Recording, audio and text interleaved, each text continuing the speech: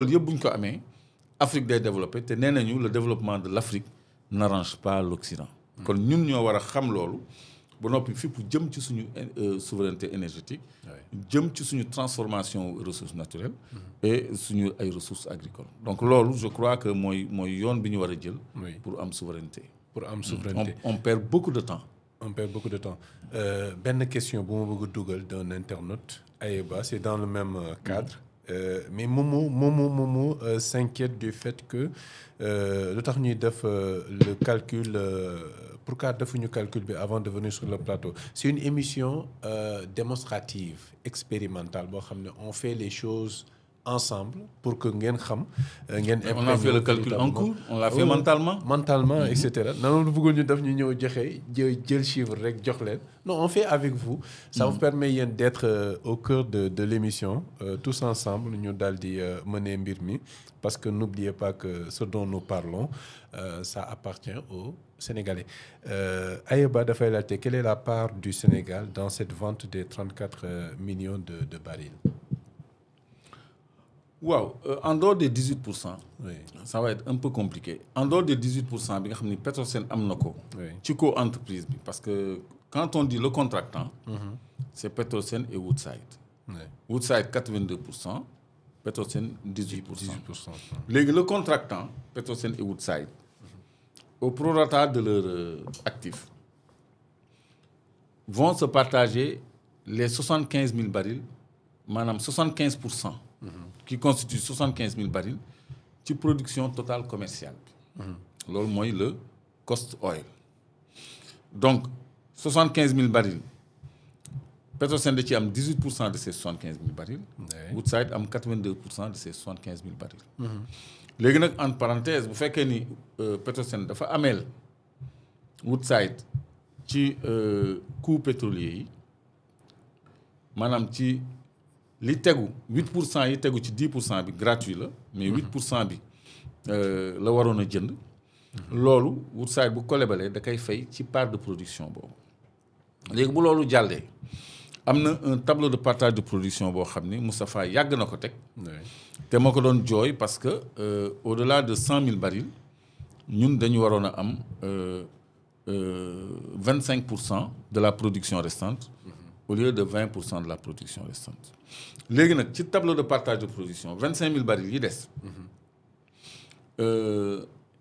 État du Sénégal da ciy am 20%. mooy deuxième tableau bi féete suuf parce que bi ci kaw pour fu xóotul la fu nekk moins de 500 mètres. léegi bi ci suuf de 50 à 100 000 barils ñun 20% la ñuy am. te pourtant bu ñu ci tegoon benn baril au lieu de 20% dañuy am 25%. lii laay jooy 5% bi il faut ñu lijjanti ko parce que quand on parle de renégociation des contrats yu mel nii ñoo tax. donc léegi ci 25 000 barils restants yi dinañ ci am 20%. 20% de 25 000 barils c'est deux fois 2500 barils c'est 5 000 barils. donc 5 000 barils di nga ko am ci production restante bi. loolu c'est la part de l'État mais le contractant bi toujours da ngay sóoraale ni Petrosen ci la bokk à 18%. c'est-à-dire 25% boobu ñun bu ñu amee 20% Woodside ak Petrosen 80% yi lay jël comprendre léegi bu jëlee 80% yi Petrosen dana ci am fii 18% encore. donc loolu yëpp ngay calculer mu yóbbu ñu environ ci ay 22 000 barils. li nga xam ne cost oil tout ça. non boo dindee yëpp. oui maanaam ci 100 000 barils ñuy produire. danañu am environ 20 à 22 000 barils yoo xam ne. day féete ci moomeelu Sénégal. léegi nag loolu bokkewul ak li nga xam ne moom la Sénégal di soxla. ci pétrole. bu fekkee ni 22 000 mooy suñu moomeel mooy suñu quote-part de production. mais SAR soxla par exemple 50 000 barils. dañ koy jox 50 000 barils léegi 28 000 barils yi ciy tegu. ñun dañ koy jënd te dañu koy lebal sax 2 mois. prix bi muy jar sur le marché international lañ koy jëndee. donc kiy jaay du perte au contraire day gagner moom tamit parce que pour mu jaay ko ci njëgu bi muy jar marché international. il faut mu transporter ko ba marché international. léegi moom dootul am transport boobu ñun tam Sénégal du ñu am transport boobu. c'est ça. mais deuxième avantage pour Sénégal du fay droit de douane parce que jógewul bitim réew. parce que mango bi fiy jógee cajou beeg yooyu du fay douane sauf muy génn bitim réew. donc bu jëmee ci biir dëkk bi du ñu fay douane donc loolu bu ñu ko lebalee 2 mois mu dolleeku ci suñu 22 000 je crois que Sénégal day noyyi bu baax a baax a baax. te mën nañu jaay loolu récupérer suñu bénéfice am lu ñu fayee ba. waaw mais man nekkuma ci logique wu ñu jaay. dama nekk ci logique wu ñu transformer maanaam. non je veux dire ñu transformer ko en électricité daf. waaw jaay courant bi pendant 2 mois doog a fay.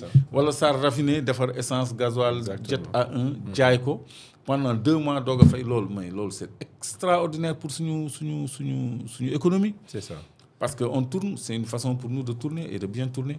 Donc de façon très ramassée. loolu la ci Sénégal di am ci 100 000 barils bi environ 22 000 barils. 22 000 donc si on le calcule sur c'est environ 5%. Donc environ un cinquième plutôt. Un cinquième. La question du cost oil. am na des spécialistes yoo xam ne soulevé nañ ko. nee nañu le grand problème de nos pays réside dans le suivi et le contrôle des coûts pétroliers. Pas que ça. C'est vrai que le suivi et le contrôle des coûts pétroliers problème la parce que day am ay postes non éligibles aux coûts pétroliers yuy dëxëñ ci biir coûts pétroliers yi. lan mooy coût pétrolier d'abord. coût pétrolier mooy lépp li nga xam ne société bi seet pétrole dépensé na ko ci bu muy seet maanaam ci exploration ak prospection dépensé na ko ci bu muy tabax infrastructure yi maanaam phase de développement forer ay puits d'hydrocarbures ay puits d'injection d'eau ay puits d'injection de boue ca ba muy indi ay matériel logistique comme tête de puits yi les sapins de Noël comme sea line yi maanaam tuyaux yi nga xam ne day tëdd ci suuf le système de production sous-marin mës naa ko wane fii yooyu ñu réaliser yëpp ak la ñuy fay entreprise ya koy liggéey yi nga xam ne ñoom mënuñu liggéey yëpp parce que am na ay contrat de service et d'ingénierie dans le parapétrolier am na ñoo xam ne forêt rek la ñuy def Black Hawk ak Black Rhino dans le bloc de Sangomar ñoom ñoo def forage yi Modec benn bateau la boo xam ni benn FPSO boo xam ni utilisé woon nañ ko benn jamono am na société bu tudd Oceaneering boo xam ne moom tamit day def ci forage Kellogg Brown and Root bu Halliburton ñoom tam ñu ngi foofu ñoom ay spécialistes forage lañu Petrodive moo tax on va parler un autre jour du contenu local parce que loolu lañ doon jooytu du contenu local demul ci Sénégal yi parce que étranger rek ñoo ko séq ku mel ni Petrodive aussi société la boo xam ne ay travaux sous-marins lay def du diving lay def ñooñu aussi li nga leen di fay yëpp day dugg ci coût pétrolier yi ñu war a recouvrer léegi nag loolu des fois ñu gonfler ko des fois nga war a fay benn entreprise 4 millions nga facturer 8 millions wala lu ko ëpp pour gonfler les coûts pétroliers parce que GTA cabinet Mazars bi mu auditer les coûts pétroliers daf ci gis ay postes inéligibles au recouvrement des coûts pétroliers ñu ci dugal yi nga xam ne daf ko yóbbu ba plus de 5 milliards de dollars donc ci Sangomar aussi noonu la Sénégal contesté ci base audit tamit coûts pétroliers yi nga xam ni moom la Woodside déclaré moo tax mercredi dernier dama ni on n'était pas à notre premier contentieux avec Woodside parce que même ci coûts pétroliers yi déggawuñ ci donc sànq bi nga may wax coûts pétroliers on dirait que c'est un problème pour les pays en développement dama la ni pas que les coûts pétroliers mais aussi la maîtrise des instruments de mesure maanaam instrument bi natt le débit extrait en tête de puits ni 100 000 waaw ni 100 000 barils la yow ban ingénierie ak ban moyen technique nga am pour attester que la tête de production qui est à 2850 mètres de fond loolu lay débité dafa mel ni gouvernement bu Sénégal ils en sont conscients. Le ministère du commerce voilà moo war a gérer le paramétrage et l'étalonnage des instruments de mesure. Mais pour peu que ñun ñu am les ressources humaines capables ils vont envoyer de contre-expertiser 20 ingénieurs yoo xam ne dañ leen former ci loolu à Ouais, l'étranger. il faut que ce soit des ingénieurs sénégalais C'est ça. et bien sénégalais. Effectivement, c'est ça. Donc parce que ba fi mu nekk nii ay doomu bitim réew ñoo koy def. Donc ñun loolu waroon nañ ko xalaat avant ñuy àgg en phase de production parce que ingénierie sous-marine fi mu nekk nii Sénégal kenn waru ko ci jiitu. Parce que dañu am ay systèmes de production sous-marins qui sont à presque 3 kilomètres de profondeur. 3 kilomètres, tu te rends compte, 2850 mètres de profondeur. ci suufu géej. Donc foofu pour lijjanti li fa nekk dafa laaj xarañte bu rëy boo xam ne ñun par force dañ ko war a am. parce que imagine Nigéria dégg nga fa ay problème de siphonnage. Siphonnage moo ñu sof tuyau ci tuyau. maanaam ñu sof tuyau ci tuyau mu jëm feneen. et 200 miles moom mooy sa limite territoire maritime. Sangomar mu ngi à 125 kilomètres des côtes. puis wu GTA yi ñu ngi à 120 kilomètres des côtes. plateforme boo nekk à 8 kilomètres des côtes. léegi bu fekkee ni am na benn tuyau boo xam ni génn na ba 200 miles à peu près 300 kilomètres. foofu tu es dans les eaux internationales. foofu amul droit amul loi. c'est les eaux internationales. donc loolu pour éviter ko il faut nga maîtriser le système de production sous-marin bi ñuy teg. je crois que kii mën na ko illustrer Moustapha toi aussi ñu tegal ñu SPS parce que on a tout ça ici pour montrer ça aux téléspectateurs. Ouais. Donc loolu war na bokk ci ressources humaines yi ñu war a former.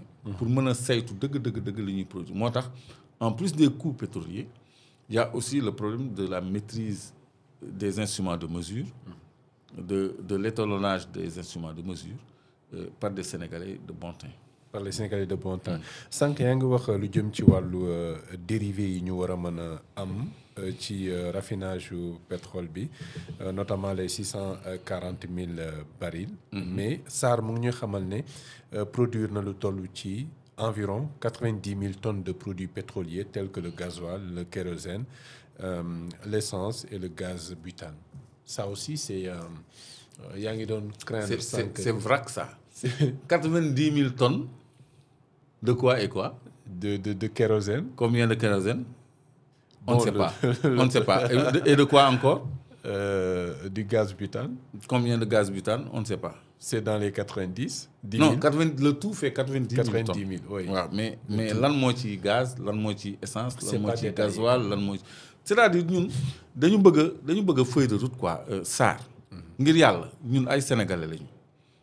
réew mi ñun ñoo ko bokk ni seen ministère de tutelle na muy def di publier ay rapport de production dans la transparence ngal la yéen ñi nga xam ne yéen la ñu dénk suñu transformation produit pétrolier ñun dañoo bëgg a xam yan quantité essence ngeen ci def ak lan la leen coûter ngeen ci génnee ak lan la leen coûter yan quantité gasoil ngeen ci génnee ak lan la leen coûter yan quantité fuel ngeen ci génnee ak lu mu leen coûter parce que fuel bi Senelec kese moo ko soxla fii. yan quantité kérosène maanaam li avions yi di utiliser moom ngeen ci génnee yan quantité huile moteur ngeen ci génnee yan quantité graisse ngeen ci génnee yan quantité nafta ngeen ci génnee yan quantité gaz GPL gaz de pétrole liquéfié ngeen ci génnee pour les ménages. et à quel coût pour ñun ñu mën a xam ñaata la ñuy dikkee ndax c'est intéressant ñu raffiner suñu pétrole parce que bu fekkee ni SAR mën na raffiner suñu pétrole ba noppi produits dérivés yi côté ko lu gën a cher lu muy jar buñ ko importer est-ce que objectif lay doon ñu continuer ko raffiner wala boog ñu xaar ba am une raffinerie aux normes nga xam ni coût de raffinage yi du demee noonu ñun élément de lecture boobu la ñu bëgg a am plutôt que ce vrac maanaam 90 000 tonnes de kérosène de fuel d'essence de gasoil de